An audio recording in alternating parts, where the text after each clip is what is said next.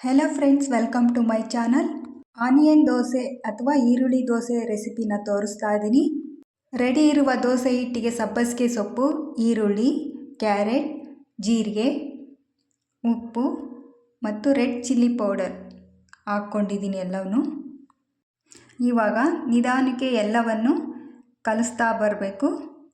ನೀವು ದೋಸೆ ಹಂಚಿಗೆ ಕೂಡ ಹಿಟ್ಟು ಹಾಕಿ ಆಮೇಲೆ ತರಕಾರಿಯನ್ನು ಹಾಕ್ಬೋದು, ಆದರೆ ನಾನು ಎಲ್ಲವನ್ನೂ ಹಿಟ್ಟಲ್ಲೇ ಸೇರಿಸ್ಕೋತಾ ಇದ್ದೀನಿ.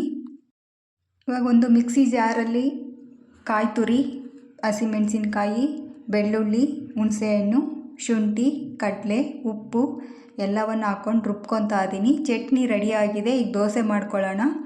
ಹಂಚು ಕಾದ ನಂತರ ದೋಸೆ ಹಾಕ್ತಾಯಿದ್ದೀವಿ ನೋಡಿ. ಈಗ ಎಣ್ಣೆ ಹಾಕ್ತಾಯಿದ್ದೀನಿ. ಬೆಂದಿದೆ. ಇವಾಗ ಎರಡು ಕಡೆ ಬೇಯಿಸಿ ಕಡಲೆ ಚಟ್ನಿ ಪುಡಿನ ಹಾಕ್ತಾಯಿದ್ದೀನಿ. ಈಗ ರೆಡಿಯಾಗಿದೆ ದೋಸೆ. Thank you.